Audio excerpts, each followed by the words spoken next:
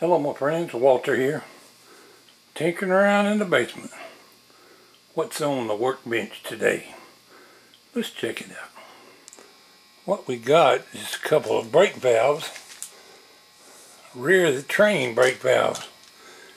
They come off of an old camp car that went to scrap, I don't know, 30 years ago. And they're all froze up, rusted and corroded. I thought I'd tinker around and see if I can get them functioning again. This one will move, but it's hard. This one's froze up. And I don't know if they're made by Westinghouse. We'll know more after we get them cleaned up. I might not even be able to take them apart.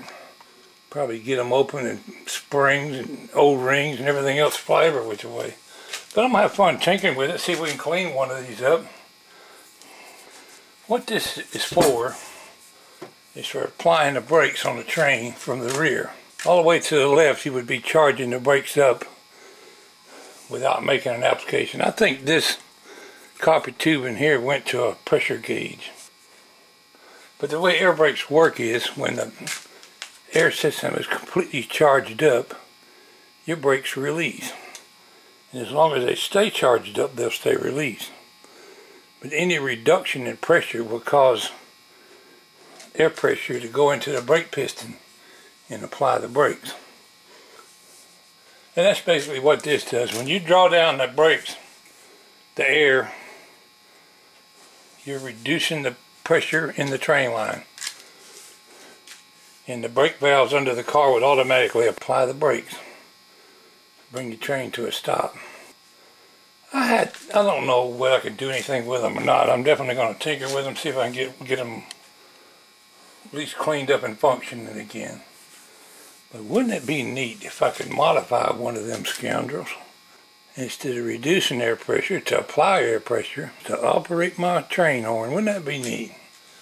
If not, at least we had some fun tinkering and learning what makes this thing fly.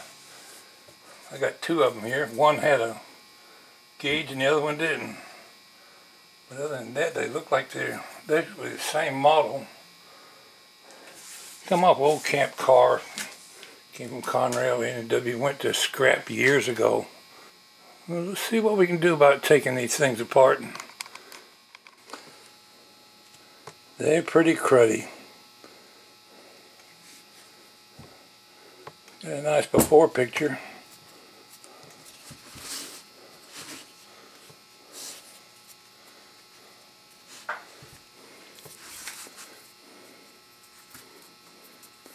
Oh, that's loose. Nothing in there. Just the hole. We're going to find out what makes them tick, whether we can repair them or not. Alright, I've already took this cheap crescent wrench. Can't find a good one. Took that and broke this nut loose off the brake handle on this valve. See if we can get the handle off. It's made out of brass or something heavy. It looks like brass.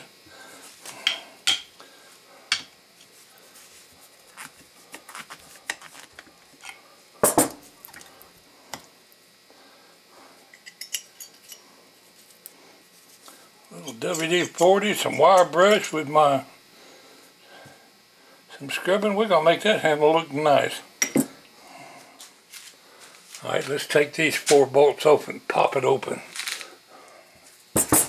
Springs are liable to fly everywhere.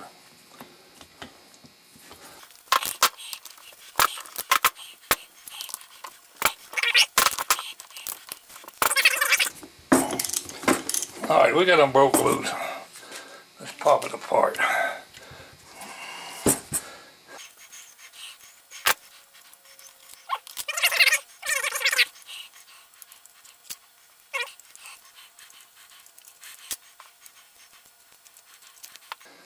Okay, what makes her fly, Ma? Let's find out. Where's my trusty old chisel? Like I take everything apart with a chisel.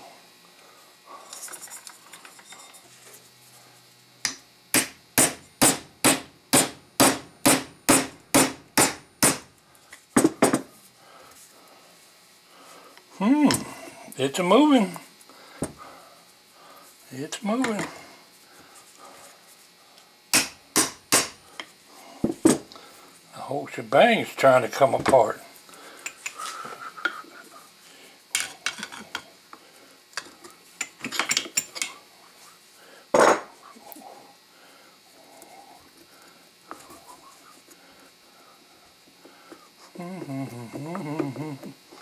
Okay, Ma, what makes it fly?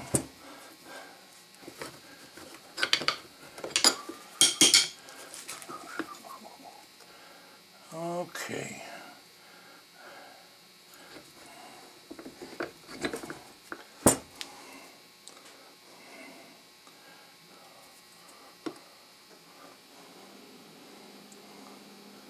Well, ain't that something? So far, it just looks like it needs cleaning. I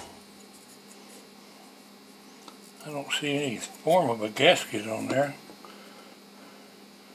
Guess it don't need one. We'll find out.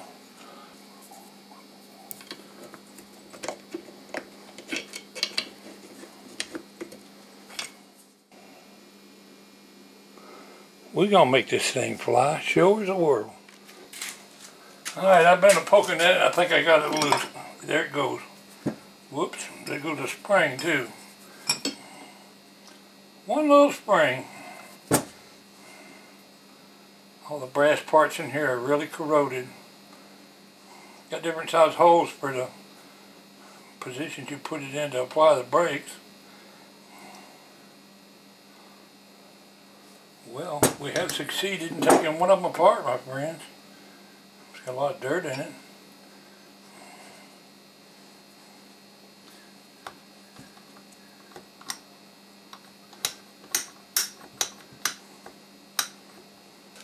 Well, probably more than you wanted to know about a brake valve.